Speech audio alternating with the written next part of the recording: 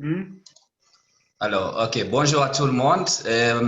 Je tiens d'abord à remercier professeur Rémi Ngoïlumbu pour avoir accepté de faire partie de ce webinaire sur les règles de création et de fonctionnement des mécanismes spéciaux de la Commission africaine des droits de l'homme et des peuples, qui se tient en mode virtuel sur Zoom aujourd'hui le 29 septembre 2020. Je m'appelle Berry Didier Nibogora, je suis directeur des programmes au niveau de Amcher. Et je suis en fait le lead, le responsable des actions que l'on mène auprès de la Commission à travers les différentes interventions, activités et engagements que l'on fait avec la Commission africaine des droits de l'homme et des peuples. Je serai le modérateur de cette session où on a eu le privilège d'avoir l'accord du vice-président de la Commission pour donner des remarques, des points sur le contenu des nouvelles règles de création et de fonctionnement de la Commission. Donc, la session, je vais présenter un peu le contexte de l'adoption de ces règles de création et de fonctionnement des mécanismes spéciaux. Je vais faire un peu le point sur les mécanismes spéciaux, l'importance des mécanismes spéciaux dans le travail de la société civile engagée à la Commission africaine des droits de l'homme et des peuples. Et avant de laisser le temps au professeur et vice-président de la Commission pour donner le vif de la discussion, donner les règles qui sont dans les règles de création et de fonctionnement des mécanismes. En fait, à titre introductif, les règles de création et de fonctionnement ont été adoptées dans la même session extraordinaire de la Commission africaine des droits de l'homme et des peuples, la 27e session extraordinaire tenue du 17 février au 4 mars à Banjul, c'est la même session qui a adopté le nouveau règlement intérieur. Et ces règles, en fait, complètent le règlement intérieur en fonction de son chapitre 6 et plus spécifiquement les dispositions de l'article 25. Allô, je m'excuse.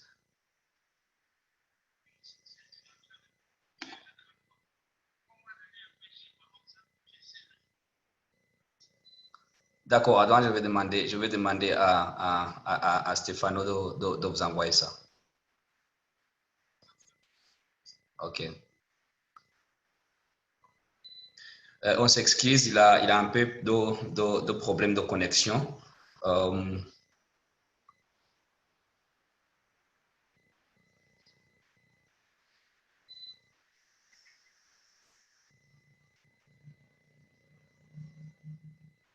On va essayer de reprendre la connexion avec professeur Rémi pour qu'il puisse faire partie aussi de cette partie introductive. Donc, veuillez nous excuser pour ce désagrément.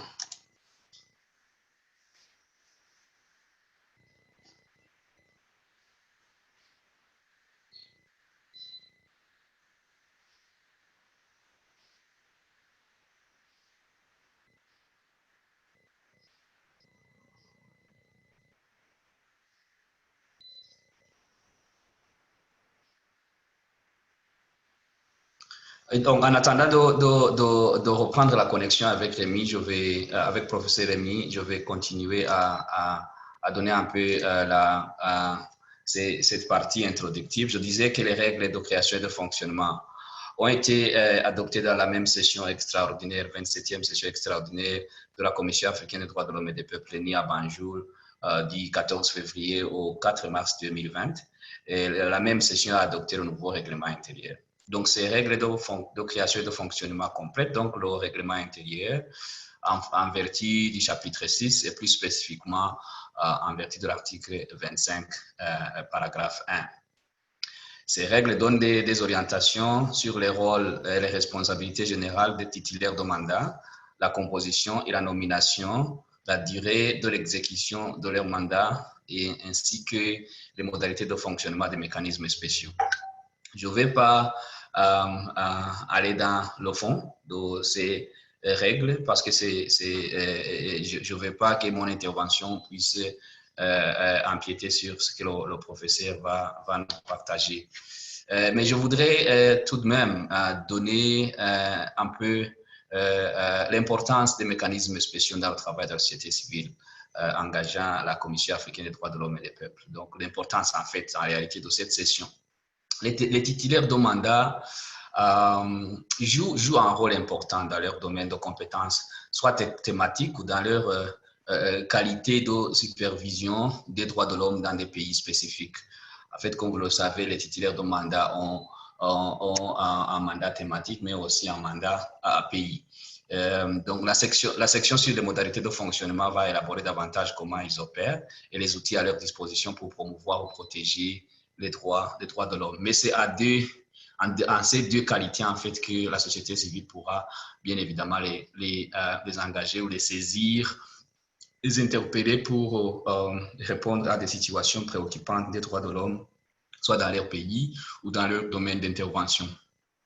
Ces mécanismes spéciaux donc offrent une opportunité unique à la société civile qui est engagée au niveau national, mais surtout la société civile qui est engagée au niveau supranational pour combler les écarts de protection des droits de l'homme en assurant la redevabilité des États à travers les interventions de ces mécanismes spéciaux. J'ai donné un peu le tableau sur qui sont ces mécanismes spéciaux, qui sont ces titulaires de mandat, d'où ils viennent et quelle est leur responsabilité en termes thématiques, mais aussi en termes de mandat pays. Vous les avez devant vos yeux. Les 11 commissaires, en fait, occupent de différentes positions en termes de mandat thématique, mais également couvrent les différents pays. Comme règle de base, ils ne peuvent pas couvrir les pays de leur origine parce qu'il y aurait peut-être un conflit d'intérêts ou ils seraient mis dans une position inconfortable pour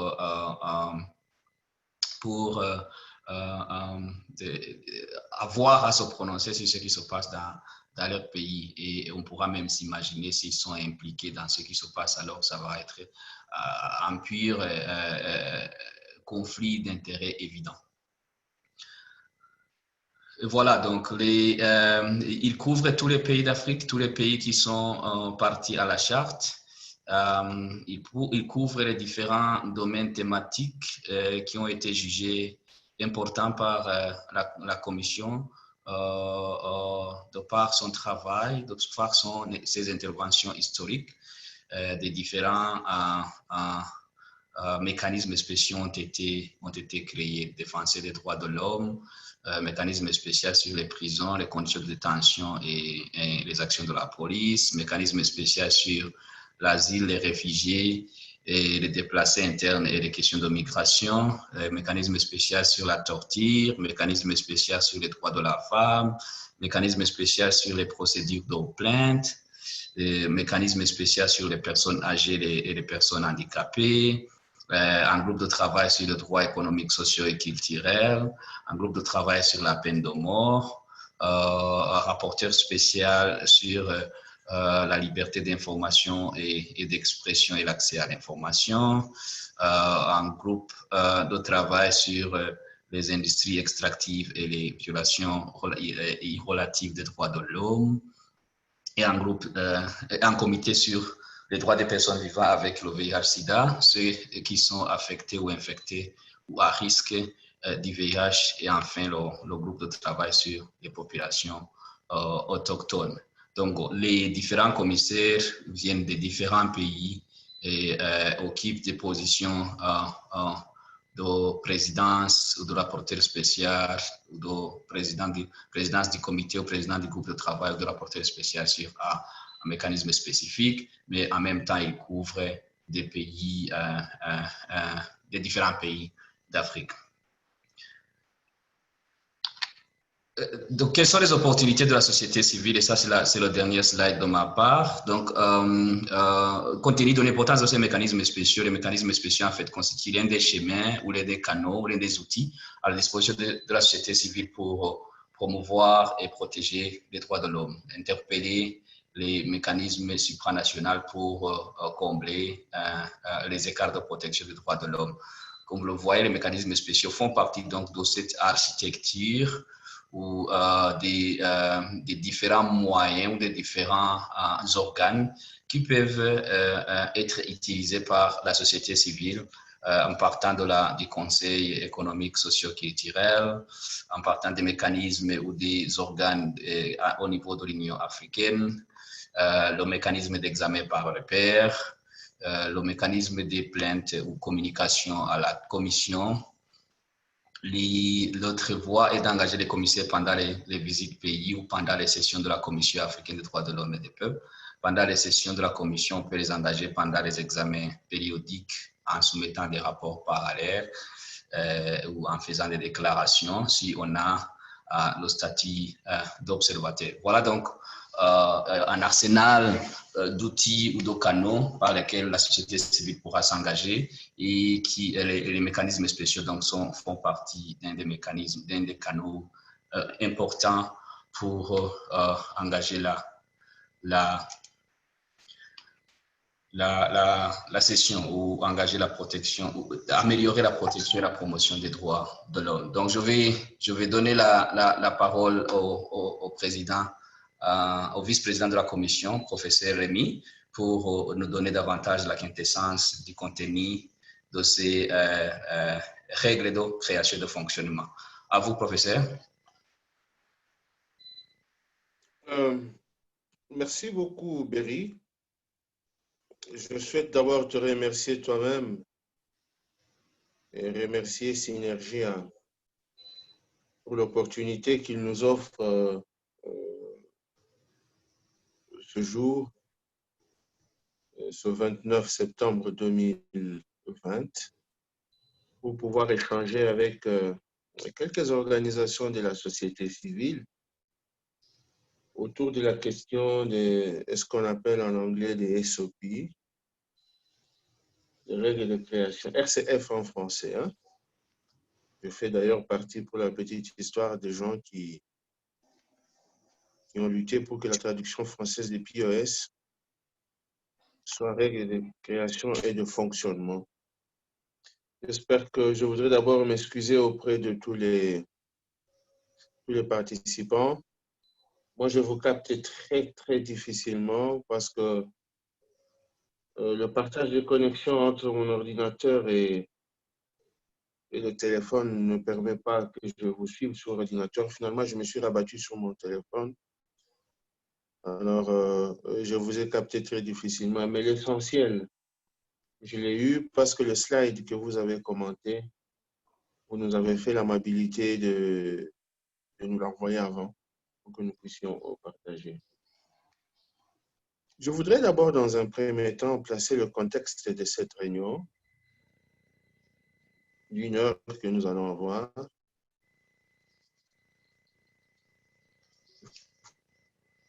Il faut savoir que session ordinaire de la commission, d'habitude, lorsque nous le faisons en dehors du contexte de Covid, nous avons coutume, avec la société civile africaine, d'organiser des événements parallèles. Et je crois que c'est dans ce cadre-là que vous deviez organiser quelque chose au sujet de ce document important de la commission.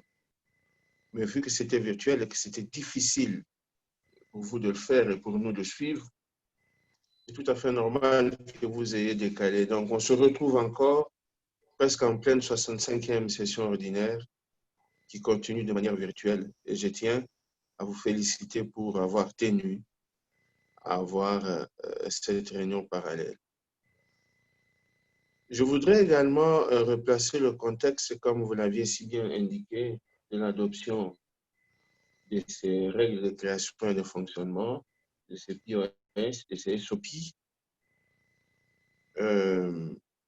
Au cours d'une de nos dernières sessions ordinaires, je crois que c'est la 27e session ordinaire, la commission avait jugé bon d'examiner et d'adopter ces règles pour essayer un peu de rationaliser, de créer un cadre normatif qui puisse permettre aux mécanismes spéciaux, parce qu'on savait que la Commission vit beaucoup par ces mécanismes spéciaux, et avec ces mécanismes spéciaux que nous interagissons très, très régulièrement avec la société civile, parce que ça touche à des questions spécifiques de promotion et de protection des droits de l'homme. Nous avions jugé bon d'avoir ces règles de création et de fonctionnement, même si on ne vivait pas dans un cadre de vide juridique, aussi bien le règlement intérieur de 2010 que celui que nous avons adopté de 2020 organise déjà ces règles-là. Et ces nouveaux textes arrivent un peu pour compléter les idées qui figuraient déjà dans le règlement d'ordre intérieur. Pas beaucoup de choses ont changé, il n'y a pas de grands changements, mais il y a quand même des changements significatifs. La création des mécanismes spéciaux, ça reste toujours soumis à une résolution. Il faut toujours que la commission statue par voie de résolution adoptée en plénière de tous les commissaires. Ces règles-là n'ont pas changé, donc il n'y aura pas de demain avec ces nouvelles règles, des mécanismes spéciaux qui vont être créés sur base d'une décision du bureau, par exemple, sur base d'une décision d'un commissaire. On reste toujours dans les mêmes standards, il faut une résolution, donc ce serait des choses discutées par tous les commissaires. Mais je voudrais tout de suite vous dire que la création des mécanismes spéciaux, même s'il y a les SOP qui existent, ça reste quand même pour des questions budgétaires, une question pour laquelle et la Commission, aussi bien les organes qui sont à Banjul, qui sont à Addis Abeba, suivent de près parce que qui dit mécanisme spécial dit nécessairement budget, question budgétaire. Et je peux vous dire qu'il restera toujours difficile de devoir en rajouter d'autres pour l'instant, parce que les finances ne peuvent pas permettre à l'Union africaine de créer de nouveaux mécanismes faute d'argent. Mais les demandes, il y a une liste longue. Hein. Vous devez aujourd'hui savoir qu'il y a une liste longue des demandes et des besoins qui se font sentir, des besoins qui se font sentir pour pouvoir créer ces nouveaux mécanismes. Vous savez qu'il y a des droits émergents aujourd'hui, le droit au développement, le droit à la paix, à la sécurité.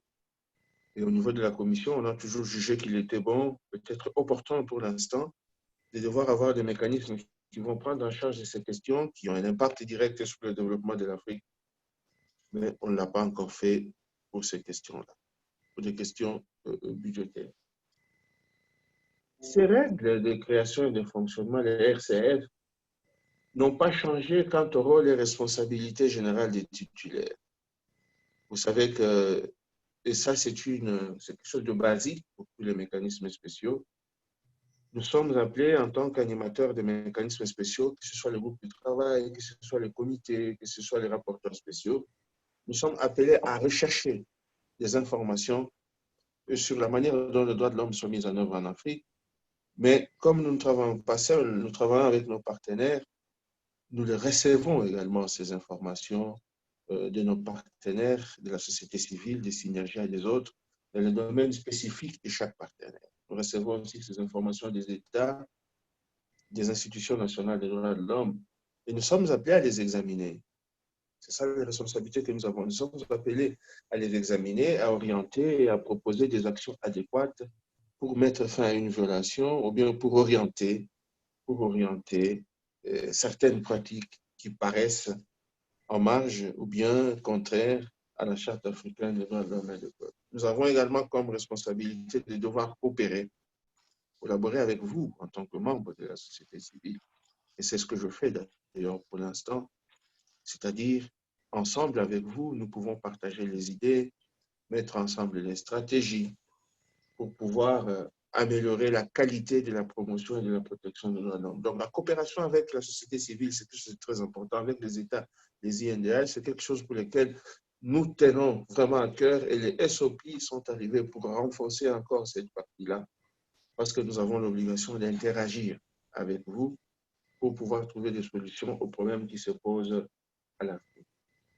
Les mécanismes spéciaux ont toujours leur compétence de proposer des normes même si c'est des normes qui participent de la soft law, des normes qui ne sont pas contraignantes, nous avons cette possibilité de normer dans les différents domaines, de créer des normes pour pouvoir permettre à aux questions liées à la promotion et à la protection des droits de l'homme de devoir avancer. Et bien évidemment, nous soumettons toujours régulièrement des rapports aux États. Donc, de ce point de vue, c'est resté exactement la même chose. Les premières différences arrivent au niveau de la composition et des mécanismes. Vous savez, avant, je peux dire qu'il y a eu quelques abus parce que les commissaires, les membres de la commission, certains en tout cas qui ont pu diriger certains mécanismes, se sont comportés comme des super patrons de ces mécanismes. Le mécanisme, la commission a voulu que désormais, non seulement au sein de la commission, qu'il y ait un bureau, c'est-à-dire qu'il y a un président, un vice-président qui puisse épauler le président lorsque le président est empêché. Nous avons maintenu le nombre de trois commissaires comme membres dans un groupe de travail, dans un mécanisme spécial, et les experts sont montés à 5, si bien que nous avons un total de 8 membres aujourd'hui au sein de la commission, avec des membres extérieurs qui sont d'ailleurs majoritaires, qui sont à 5. Notre souhait, c'est de voir la société civile utiliser ce canal pour pouvoir venir travailler avec les membres de la commission pour les différents sujets d'intérêt commun que nous partageons. Les règles sont les mêmes. Il y a toujours un appel à candidature qui est mis en ligne pour que les gens puissent en prendre connaissance et qu'ils puissent postuler aux différents postes de la commission tels qu'ils sont proposés. Et comme vous le savez, on tient toujours à une répartition géographique équitable. Il faut faire partager toutes les 5 sous-régions d'Afrique. Et là, je fais un appel à nos amis de l'Afrique lussophone.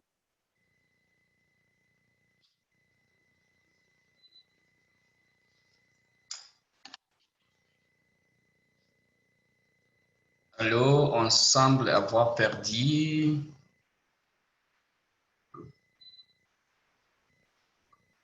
Allô, À Rémi? nos amis de l'Afrique lussophone réaliser là-bas OK.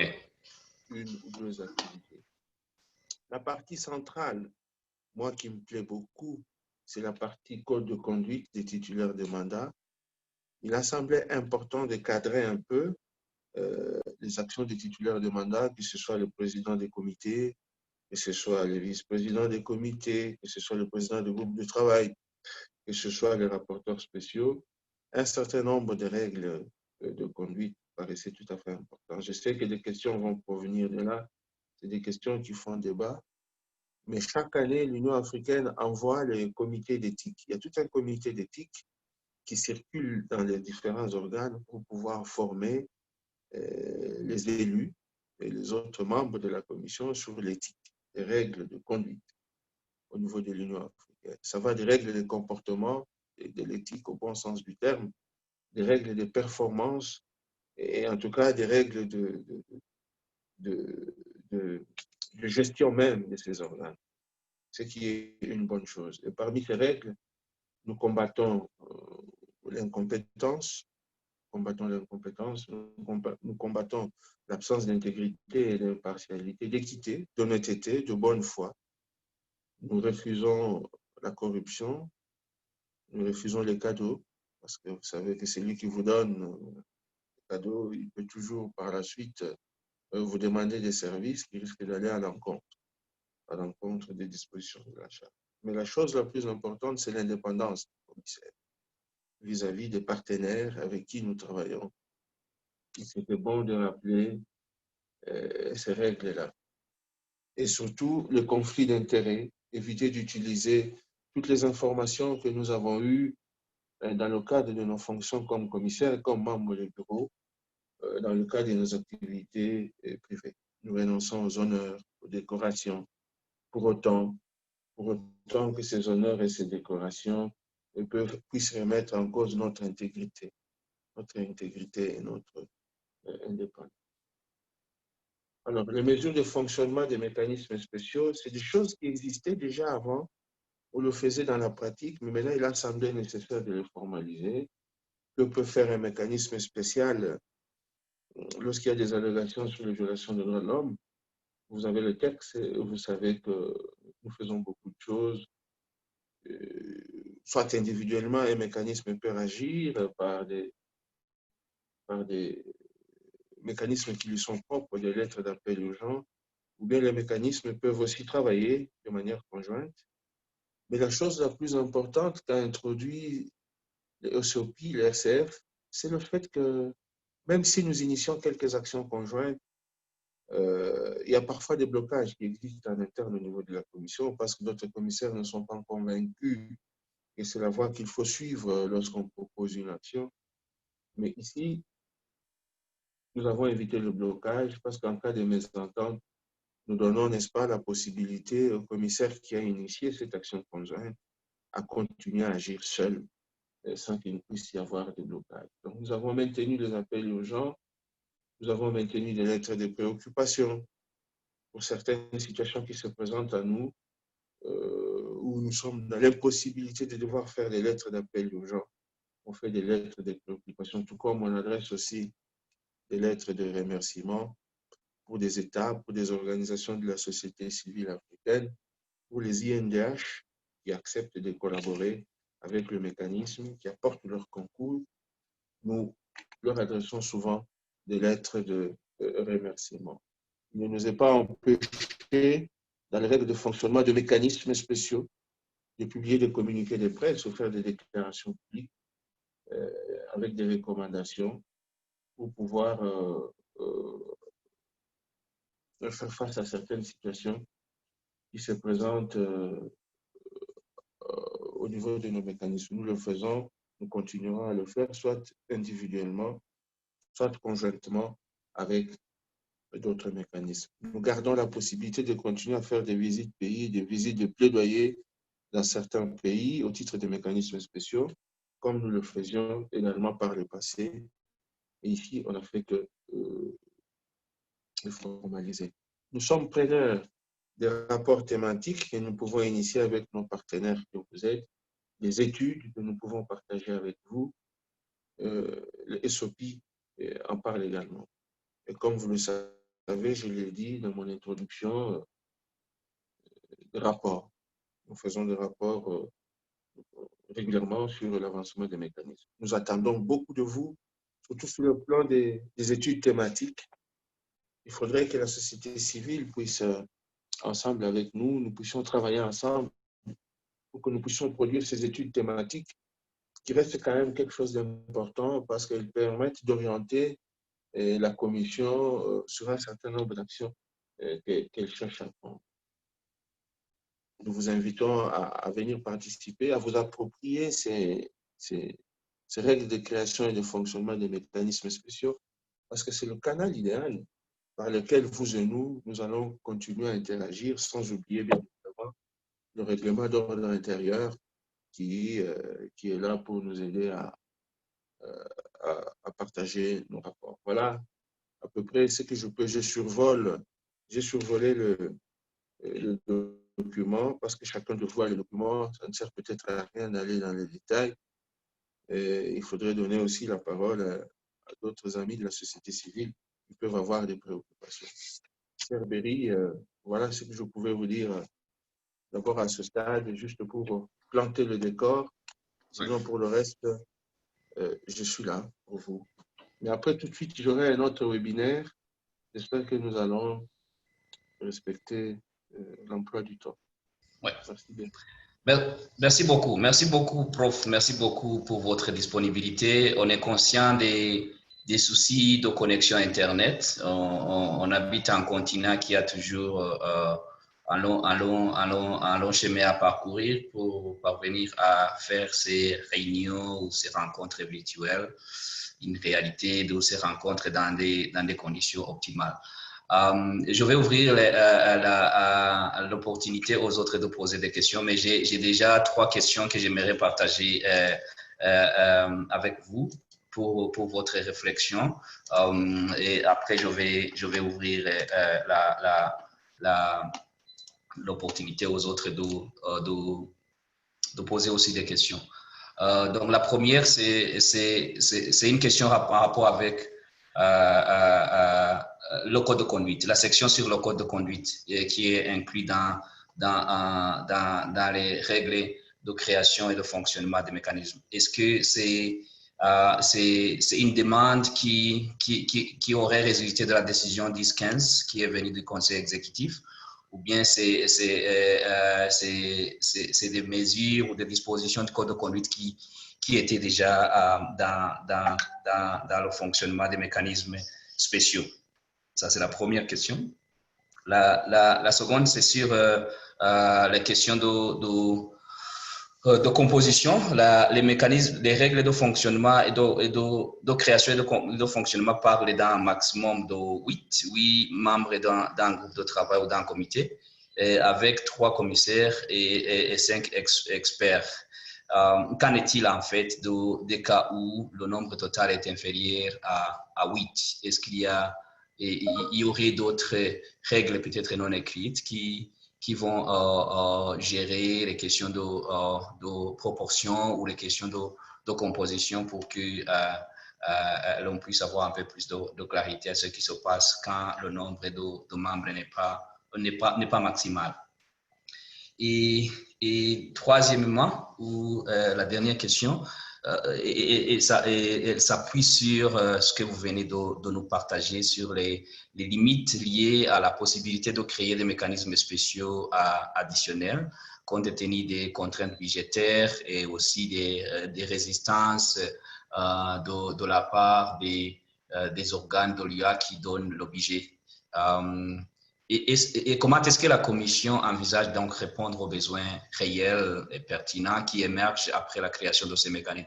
Est-ce possible, par exemple, de revoir une résolution qui aurait créé un mécanisme pour élargir son mandat et répondre à ces listes de besoins urgents, besoins réels? Par exemple, je donne l'exemple du droit au développement ou la nécessité d'avoir un focus sur le droit au développement. Est-ce que la Commission pourrait à un certain moment envisager de revoir la résolution qui crée, par exemple, le groupe de travail sur les droits économiques, sociaux et culturels pour inclure beaucoup plus de dispositions explicites pour un focus sur les droits au développement? Voilà en fait 3 questions que j'avais avant d'ouvrir l'opportunité aux autres de poser les questions. Et merci pour votre intervention. À vous, commissaire. Merci, Berry, pour ces questions importantes que vous venez de poser. J'espère que vous me suivez. Oui, on vous entend. Oui, merci beaucoup parce que je ne me vois plus. On a modifié l'écran. Bon, c'est pas grave. Si vous m'entendez, c'est ça. Je vais arrêter. Si vous avez les questions, donc je vais arrêter le partage. Voilà. Oui. Parce que ça me permet de voir si je suis toujours connecté ou pas. Merci pour ces 3 premières questions. Je vais commencer par la question liée au code de conduite. Vous voulez savoir s'il s'agit d'une... Allô? application de la décision 10. Non. Vous savez, dans toute structure, dans tout organe, comme un organe comme celui-ci, nous sommes déjà en retard par rapport au code de conduite. Un organe qui a 30, 31 ou 32 ans, qui a fonctionné sur base d'un code de conduite oral ou selon le bon sens des uns et des autres, tout le monde sait qu'on se conduit toujours bien lorsqu'on travaille. On doit toujours bien se conduire lorsqu'on a des responsabilités. Mais les commissaires continuaient à bien se conduire en appliquant la coutume qui a toujours existé en matière d'éthique. Mais à un moment donné, il faut arrêter, il faut s'arrêter et devoir poser un petit cadre de référence pour éviter demain que les gens n'en prétextent de l'ignorance. Vous savez, on écrit toujours les lois pour que les gens n'en prétextent de l'ignorance. C'est la raison pour laquelle la Commission a décidé, au cours de sa session ordinaire, de prévoir quelques lignes. Malheureusement, lorsque nous les mettons sur papier, ça arrive après la décision 10-15, ça arrive après la décision 10-15, si bien que pour beaucoup, et je comprends, pour beaucoup, surtout pour la société civile qui n'aimerait pas que l'indépendance de la commission puisse être entachée avec ce genre d'injonction, la société civile peut évidemment, en bon droit, penser que la commission est en train d'exécuter à sa manière la décision 10-15 parce qu'il a prévu le code de bonne conduite dans le SO. Mais en réalité, c'est un besoin qui se fait sentir. Malheureusement, ça coïncide avec l'arrivée après que les organes délibérants aient voté la décision 10-15. Et même alors, je vous ai dit que sans même cette décision 10-15, si vous avez bien suivi mon introduction, de coutume, les organes délibérants. Addis Abeba envoie le comité d'éthique. Il y a un bureau d'éthique qui existe à Addis Abeba, qui a pour habitude de circuler, de faire l'itinérance dans les organes qui sont éloignés d'Addis Abeba pour une mise à jour. Moi-même, j'ai suivi cette formation qui existait déjà avant. Ils sont venus à Addis Abeba pour parler de code de bonne conduite et ça a beaucoup aidé, ça a influencé aussi un tout petit peu. Sinon, si c'était la décision 10-15, vous auriez pu voir que dans les motivations, dans l'introduction, nous aurions pu en parler. Or, nous n'en parlons pas. Nous n'en parlons pas. Donc, c'est une simple coïncidence. Je pense à la deuxième question. Votre problème est de savoir, avec cette nouvelle composition, 8 membres dans un mécanisme spécial, dont 5 qui proviennent de l'extérieur et 3 de la Commission, quelles règles peut-on appliquer si c'est inférieur à 8? D'abord, la possibilité pour qu'il n'y ait pas 3 commissaires, il faut l'exclure parce que les commissaires seront toujours à 11. Les commissaires seront toujours à 11 et ils ont toujours été à 11. Donc, si les commissaires sont à 11, la possibilité d'avoir 3 commissaires, elle est dedans. La balle, maintenant, se trouve du côté des experts à recruter. Il se pourrait que les experts à recruter, qu'on n'en trouve pas beaucoup, ou bien que les gens se désintéressent par rapport à une thématique. Mais ici aussi, j'ai vraiment beaucoup de doutes parce que pour une Afrique de 1,7 milliard ou de 1,8 milliard d'habitants, être incapable de trouver 5 experts qui parleront, par exemple, du groupe sur les industries extractives et les droits de l'homme, du comité VIH-Sida, ou bien du groupe du peuple autochtone, du travail sur le peuple autochtone, ne pas en trouver 5, alors l'Afrique, là, elle va sérieusement m'inquiéter. Sur 1,5 milliard, 1,7 milliard sur 2 milliards d'habitants, d'ici là, si nous n'avons pas 5 experts, la situation sera quand même préoccupante. Bon, c'est une hypothèse qui n'est pas encore arrivée, mais je ne crois même pas que ça puisse arriver parce que souvent les demandes sont supérieures à l'offre, très largement supérieures à l'offre. Maintenant, troisièmement, les limites à créer de nouveaux mécanismes spéciaux. Vous dites si on peut réviser une résolution. Évidemment, c'est la piste qui a toujours été privilégiée à la Commission. C'est qu'au lieu de créer un mécanisme spécial, on essaie de surcharger le mécanisme qui existe déjà. Et il ne faut pas trop surcharger non plus en leur ajoutant quelques compétences. Par exemple, le mécanisme sur les défenseurs des droits de l'homme, lorsqu'on a senti la nécessité d'avoir un point focal qui s'occupe des questions de représailles, on a pris une résolution, on a ajouté la compétence représailles. Donc, il est fort probable que dans les jours à venir, ça dépend de l'urgence et de l'importance des questions, que nous nous dirigeons beaucoup plus vers la voie de la révision des résolutions qui créent ces mécanismes en ajoutant les compétences que vers la voie qui crée vraiment de nouveaux mécanismes. Par exemple, la nouvelle question sur la justice transitionnelle, elle ne fait pas l'objet d'un mécanisme spécial, mais on a chargé un commissaire qu'on a désigné comme point focal pour pouvoir continuer. Pour les droits émergents qui peuvent arriver demain, on pourrait toujours, dans ce cadre-là aussi, ajouter les compétences aux commissaires qui existent, plutôt que de créer d'autres, pour des raisons que j'ai déjà invoquées, des questions de restrictions budgétaires. Ce n'est pas une interdiction de pouvoir en créer, mais c'est plutôt une contrainte budgétaire de finances. L'argent, c'est le nerf de la guerre. Il est toujours difficile de devoir convaincre ceux qui donnent l'argent on en veut toujours plus. Ils pensent que vous pouvez en faire moins. Ouais. Voilà, avec l'argent qui est déjà disponible. Voilà un peu les premières réponses que je peux donner aux 3 questions. Il y a une question dans le chat qui a été posée par notre collègue ivoirien qui demande peut-on dire qu'il y a à côté des mandats thématiques des mécanismes subsidiaires, des mandats pays tels que cela existe au niveau de l'ONU? La question que je pose, quelles sont les différences concrètes entre un rapporteur spécial, un groupe de travail et un comité? Pourquoi ces différentes dénominations? Voilà. Différence entre rapporteur spécial, groupe de travail et comité. Il faut savoir que le mécanisme de rapporteurs spéciaux, c'est des mécanismes où il n'y a pas d'experts. On travaille seul. On travaille seul. On travaille seul, mais on n'a pas d'experts qui vous appuient. Ceci ne signifie pas que ce mécanisme ne va pas collaborer avec la société civile.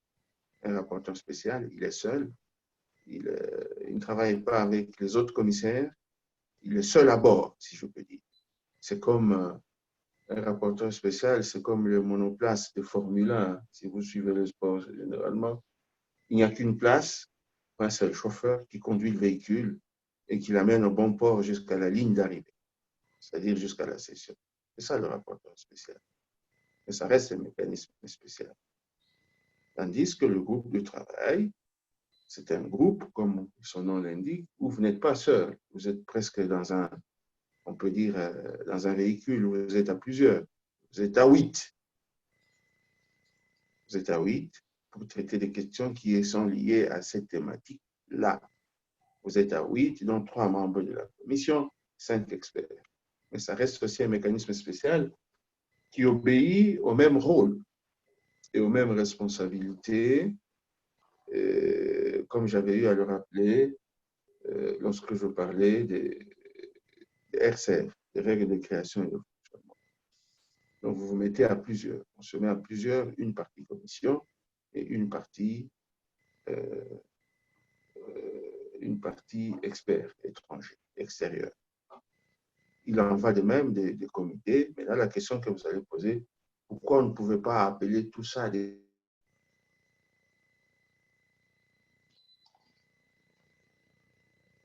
Allô, on semble vous avoir perdu. groupes de travail.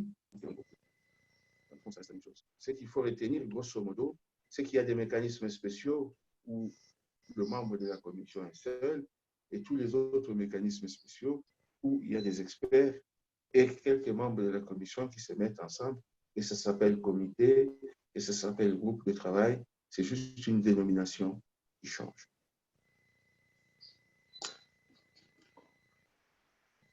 Merci, merci beaucoup. Je ne sais pas s'il y a d'autres qui veulent parler. Je vais voir s'il y a parmi les participants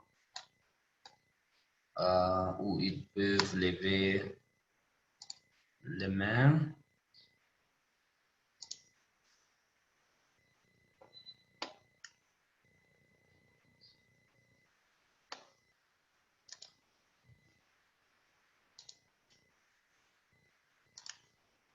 À un certain moment, on vous a perdu lorsque vous intervenez, mais si j'ai bien retenu ce que vous avez dit, commissaire, c'est qu'il n'y a pas de différence fondamentale entre groupe de travail et comité. C'est une question de dénomination, Oui. mais la différence avec le rapporteur spécial, c'est qu'il est le seul à bord. Contrairement aux autres qui constituent une équipe de 8, où il y a 3 commissaires et 5 experts. Et j'ai ajouté que ça ne signifie pas qu'il est seul à bord. Oui, il initie, mais il a aussi l'obligation d'interagir, comme on l'avait vu, Oui. d'interagir avec la société civile, les INDH et les États, comme le font les autres. Le seul problème, c'est qu'il est seul, il travaille tout seul. Vous pouvez nous dire davantage un peu sur la différence entre les appels urgents et les lettres de préoccupation? Oui, oui. Les appels urgents, c'est en quelque sorte comme des mesures. Les mécanismes spéciaux interagissent avec les États par les appels urgents lorsqu'il y a des situations de violation des droits de l'homme qui nécessitent des actions immédiates. Des actions immédiates qui, si elles ne sont pas prises, on risque d'en arriver à quelque chose d'irréparable.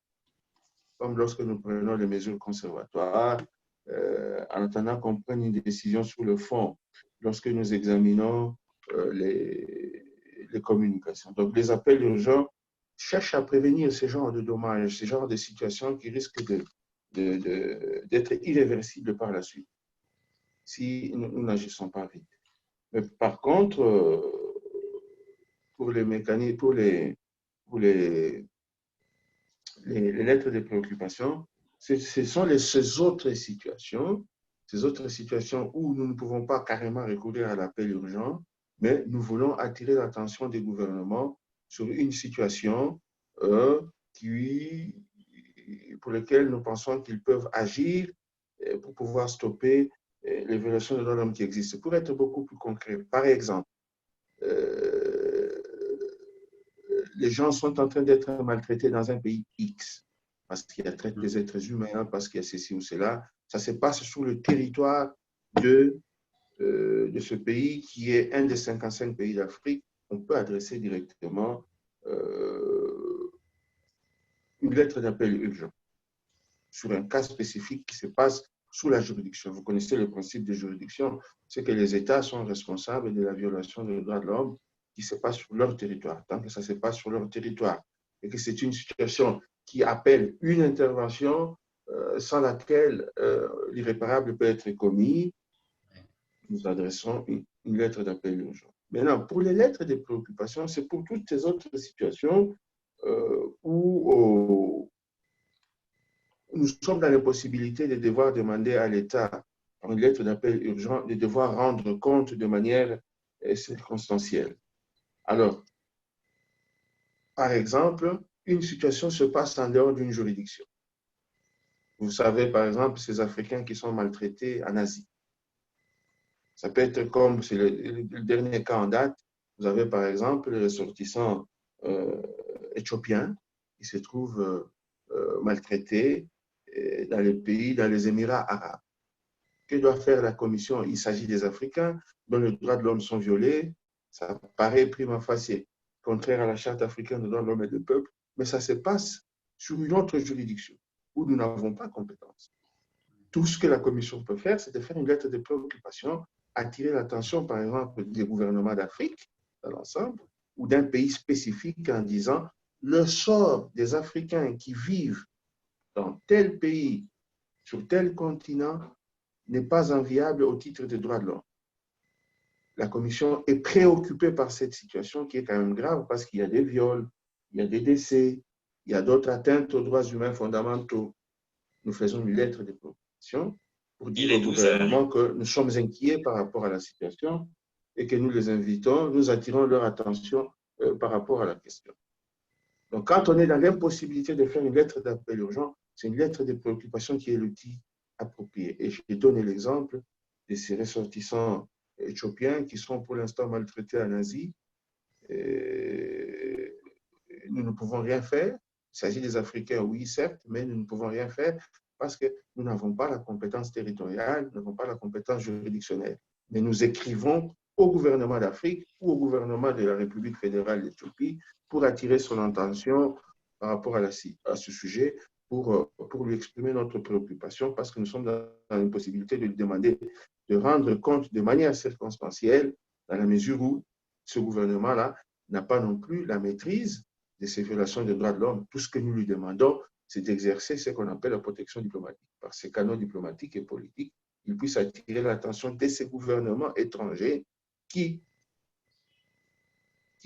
violent les droits de ces Africains. Il y en a de même, par exemple, la situation des Africains, de ces migrants qui sont en Europe et qui posent problème. Nous avons la possibilité d'écrire au gouvernement pour qu'ils attirent l'attention des gouvernements étrangers sur la situation, le sort des migrants, par exemple, en Europe, en Italie, en Espagne, dans le sud de l'Europe. Merci beaucoup. Merci beaucoup. Il y a une question de suivi. La personne qui l'a posée pense que c'est une question hors sujet, mais je pense que ça rentre dans le cadre de notre discussion. Euh, avec, avec toutes ces responsabilités, rôles, responsabilités des commissaires dans leur qualité de titulaire de mandat ou de responsable des pays, avec également la possibilité maintenant d'avoir jusqu'à 4 sessions ordinaires pour la commission. Et on sait que les sessions sont animées par les commissaires. Avec l'institutionnalisation aussi de la retraite annuelle pour la commission en fonction du communiqué final de la session extraordinaire où vous avez décidé d'institutionnaliser une retraite annuelle pour voir l'état de progression du travail dont vous avez la charge. Est-ce que vous ne trouvez pas que toutes ces demandes pour des commissaires qui ne sont pas payés et qui ne sont pas à temps plein et peuvent créer une certaine surcharge et que la performance des commissaires peut ne pas être à la hauteur des attentes, de tout ce qui est attendu, de toutes ces responsabilités, rôles et responsabilités. Donc, il a posé la question, est-ce que les commissaires auront le temps de participer à toutes ces sessions, à toutes ces activités avec le travail qu'ils ont dans leur pays respectif? Si vous regardez, cher Berry et chers participants, les règles de création et de fonctionnement,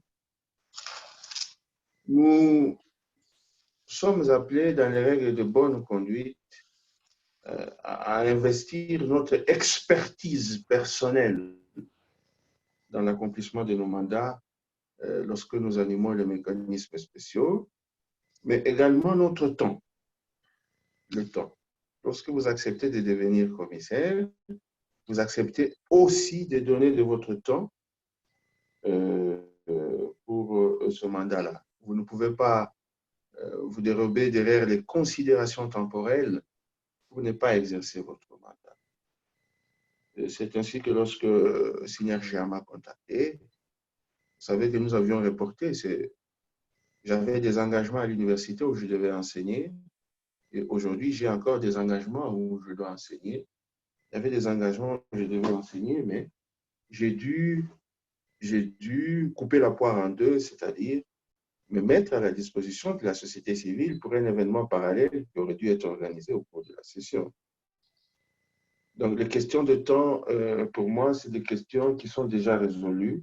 Accepter d'être commissaire, c'est accepter aussi d'offrir de son temps, tout comme c'est accepter d'offrir de son expertise. Demain, à Berry, vous pouvez être commissaire, vous pouvez postuler si l'occasion se présente. Vous devez devoir bien calculer votre temps. Question de paye, de salaire, c'est vrai que nous ne sommes pas des fonctionnaires, nous ne sommes pas payés, nous ne travaillons pas à temps plein, ça c'est théoriquement, mais en pratique, si tu diriges un mécanisme spécial, tu travailles à temps plein, on travaille tous les jours. Et pas que 8 heures par jour, on doit être disponible H24, 24 heures sur 24. J'ai des carnets partout, j'écris les affaires de la commission partout. On m'appelle à tout moment et il faut être disponible. Nous avons institué une retraite annuelle, oui, mais lorsque nous avions institué cette retraite annuelle, toutes choses restant égales par ailleurs, c'était dans le contexte où on a l'argent, les moyens. Mais pour l'instant, je sais que même cette retraite annuelle, pour pouvoir l'organiser, nous aurons besoin de moyens. Et si l'Union ne met pas à nos dispositions nos moyens, ça va rester encore une simple intention. Les sessions, dans le nouveau règlement intérieur, nous ne disons plus 2 sessions ordinaires et 2 sessions extraordinaires. On a laissé open les sessions. C'est vrai que nous pouvons arriver à 4 sessions, ordinaires et extraordinaires. Nous ne disons plus sessions ordinaires et extraordinaires, nous disons simplement les sessions. Mais dans la pratique, nous savons que ça restera la même chose. 2 sessions ordinaires, plus d'autres sessions extraordinaires. Même cette ouverture, si elle existe, mais la possibilité, comme je vous dis, de dépasser 4 sessions annuelles, je la vois faible. Là, je parle à titre individuel, je la vois toujours faible en raison des contraintes budgétaires. Organiser une session, ça implique des coûts. Bon, maintenant, à la faveur de Covid, vous pouvez me dire que le commissaire, ça n'implique pas beaucoup d'argent, dans la mesure où, avec le webinaire, on peut le faire autant de fois qu'on veut. Mais le webinaire a ses aléas. Là, je vous parle de mon téléphone, heureusement le téléphone. Et si je n'avais pas un smartphone, on n'aurait pas pu avoir cette réunion parce que la connexion via l'ordinateur, elle est extrêmement lente. Donc, les contraintes budgétaires, ça nous tient toujours à cœur. Mais pour des questions temporelles, pour moi, le problème ne se pose pas. Nous ne nous posons pas ces questions parce que nous avons accepté, l'Afrique a accepté de se choisir 11 de ses dignes fils parmi le milliard 7 qui existent. Et ces dignes fils ne peuvent pas invoquer les questions temporelles, ils doivent offrir leur disponibilité. C'est un sacrifice. Il s'agit d'un sacerdoce. Nous nous sacrifions pour que l'Afrique des droits de l'homme se porte mieux demain. Nous nous sacrifions pour que l'Afrique, personne ne soit laissé sous le bord de la route, pour que tous les Africains, avec notre charte, ensemble nous allions vers l'horizon 2063 qui nous occupe tous dans tous les organes de l'Union africaine. Merci beaucoup de votre intervention. Je fais le suivi des chats pour voir s'il y a d'autres questions. Entre-temps, je vais permettre aussi à ceux qui aimeraient parler de pouvoir lever leurs mains et intervenir. On a à peu près quelques 20 minutes ou un peu moins pour clôturer la session. J'ai remarqué que, en attendant qu'il y ait quelqu'un qui manifeste l'intention de parler, donc j'ai remarqué une entrée assez intéressante pour engager les mécanismes spéciaux. Et c'est dans les modalités de fonctionnement des mécanismes spéciaux, surtout en ce qui concerne les rapports thématiques des études et l'élaboration des normes. C'est vrai que l'élaboration des normes exige une résolution de la commission qui autorise au mécanisme spécial d'embarquer sur ce trajet, sur ce processus d'élaboration des normes non contraignantes. Mais pour ce qui concerne les rapports thématiques, des études thématiques, si j'ai bien lu, si j'ai bien compris, il semble qu'on n'a pas besoin d'une résolution autorisant ce processus, et que les partenaires, les INEDH, les autres partenaires de la société civile, s'ils se conviennent avec de la nécessité de cette étude, de ce rapport, avec un mécanisme spécial, ils peuvent commencer ce processus et essayer de trouver le meilleur moyen de rédiger ces rapports thématiques. Est-ce que j'ai bien compris? Partagez la même compréhension avec moi? Merci beaucoup, Berry. Je ne sais pas, l'affirmation, vous l'avez sans doute lu quelque part, peut-être moi ça m'échappe. À ma connaissance, cher Berry, les rapports thématiques doivent toujours être commandés. Doivent toujours être commandés aussi par une résolution de la commission. Il faut qu'il y ait une résolution qui décide de la nécessité d'avoir un rapport thématique sur un domaine précis, une étude sur une question spécifique. Elle doit être commandée, elle doit être validée sur base d'une note préalable soumise à l'examen du commissaire avant que cela ne puisse avoir lieu. Sinon, on aboutit à un désordre où chaque commissaire de son côté, avec la société civile avec laquelle il travaille, il prépare un rapport à l'insu des autres, puis il arrive, voici le rapport que nous voulons lancer au cours d'une ou d'une autre session. Les commissaires doivent d'abord être saisis préalablement à travers une note technique fournie par le rapporteur ou par le président du groupe de travail ou du comité en question. Il soumet à la commission avec un projet de résolution. Les autres commissaires décident de la nécessité de commander un rapport ou une étude. Pour moi, c'est juste un jeu de mots. Rapport et étude, c'est quasi la même chose. Et le commissaire travaille avec les organisations de la société civile et reviennent avec une étude validée selon les normes que vous connaissez déjà à travers un séminaire avec les autres partenaires gouvernementaux, les institutions intergouvernementales pour que l'étude puisse être lancée officiellement. Donc, on ne peut pas, la résolution, elle fait beaucoup de choses. C'est toujours la case départ par laquelle tout le processus est enclenché. On n'a pas encore autorisé à la Commission des études qui viennent et qui n'ont pas été commandées pour qu'elles soient validées. J'en suis moi-même témoin parce que il y a un certain nombre de choses que j'avais initiées au sein de la Commission. Ce n'est pas possible de les initier. La Commission a dit que ce n'est pas possible de les initier sans une résolution. Même si on pouvait dire qu'on adopte et puis on peut régulariser avec une résolution, nous n'acceptons pas ces pratiques. On commence toujours par le commencement. Par exemple, les Synergia peut aujourd'hui vouloir commander, je donne un exemple, une étude sur la population africaine que l'on qualifie d'intersexe, par exemple. On peut avoir commandé cette étude.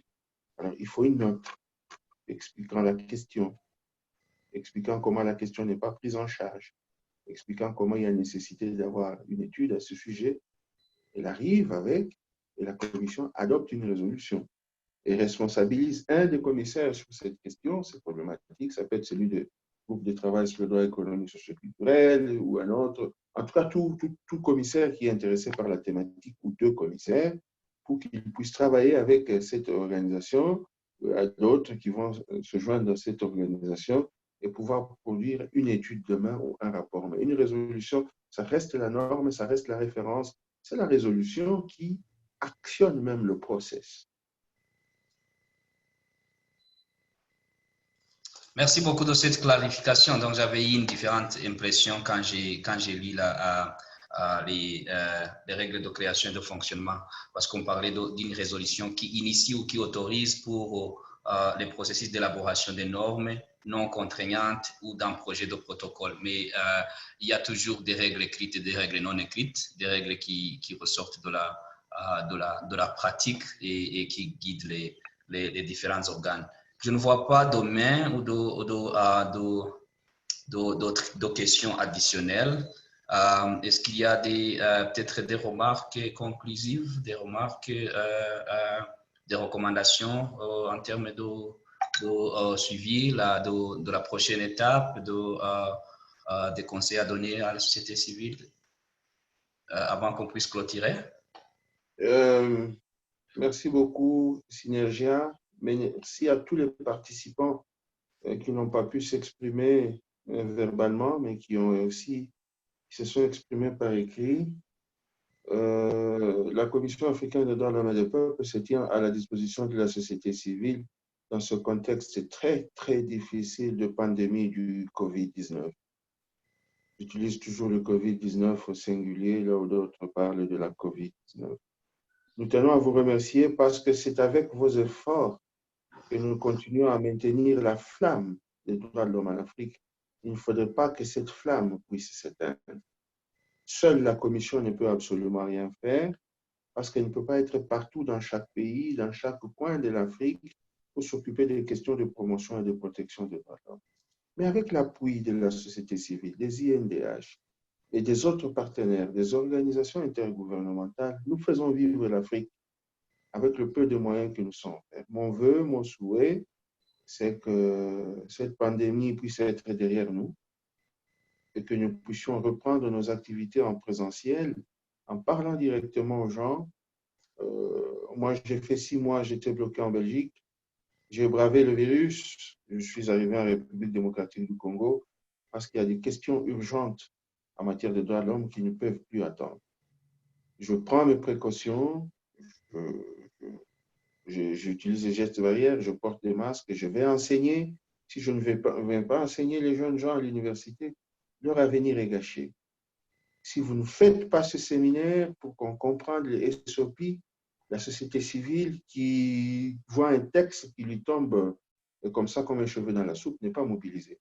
Maintenant que nous en avons parlé, les participants ont été sensibilisés, ils ont été initiés, ils peuvent maintenant lire les SOP, les comprendre et initier d'autres actions demain. En ma qualité de vice-président, je vous remercie beaucoup. Je reste en tout cas à votre disposition comme par le passé. S'il y a d'autres activités que AmShare, Synergia, d'autres structures de la société civile souhaitent partager avec la Commission, vous pouvez compter sur ma disponibilité habituelle de devoir continuer à échanger avec vous. Même s'il s'agit des mêmes thématiques des SOP, mais avec d'autres participants, informez-moi à l'avance, je vais me disponibiliser pour pouvoir le faire avec vous parce que le travail est immense. On a beaucoup de choses à faire. Il faut dire, redire encore pour que les choses puissent pénétrer. Je tiens en tout cas à vous remercier pour l'opportunité que vous m'avez offerte d'échanger avec vous. Je ne sais pas, le collègue Zakaria Mwendenga, il n'a pas pu se joindre à nous. Hein. Pourtant, il avait confirmé sa participation. Il n'était pas là. Hein? Ce sera le vendredi. Le vendredi. Ça, c'est la session du vendredi avec les nouveaux commissaires, oui. C'est la session de vendredi avec les nouveaux commissaires. Mais merci beaucoup. Ça sera à quelle heure le vendredi? Le vendredi à... c'est 15 heures de Johannesburg, donc je pense... 13 heures en temps universel. 14 heures de Kinshasa, n'est-ce pas, Berry? Oui, oui, ils sont en arrière d'une heure par rapport à nous, c'est ça. Donc 14 heures de Kinshasa. Et je suis invité à ce panel aussi ou pas? Oui, nous avons... oui, j'ai envoyé l'invitation. Oui. Ça sera combien d'heures? 1 heure de travail encore? 1 heure et demie. Oui. Bon, c'est la session où les acteurs de la société civile vont rencontrer les nouveaux commissaires pour essayer d'interagir pas seulement sur les SOP, mais sur tout le travail de la commission, sur les possibilités d'engagement, mais également pour l'opportunité de rencontrer les nouveaux commissaires et entendre ce qu'ils amènent comme disponibilité à travailler avec la société civile, comme leur domaine d'ambition, domaine d'intérêt, ainsi de suite. Donc, juste un peu pour une prise en contact avec les nouveaux commissaires. Donc, je crois que Stéphano et professeur France ont été en contact avec vous par rapport à ça. Mais je tiens également à vous remercier au nom de AmShare, de Synergia et des participants pour votre générosité, pour votre conseil et pour votre disponibilité. On vous remercie également pour toujours être là pour les activités de la société civile. On sait que le travail est immense. Et je tiens également à préciser qu'en fait, cette session, ce panel sera publié sur YouTube. Donc, même les gens qui n'ont pas pu participer pour des contraintes ou des conflits, ils pourront suivre ces conversations sur un canal que l'on a créé pour ces événements parallèles où on pourra partager ces conversations, où les gens pourront suivre ces conversations à leur temps quand ils ont un peu de disponibilité. Merci beaucoup, professeur. Je ne sais pas si Stéphano a une intervention à faire, sinon on aimerait vous libérer en vous remerciant davantage pour votre disponibilité. Non, ça marche. Merci à toi, Berry. Et bon, nous suivons avec... À la prochaine session. Merci. Merci.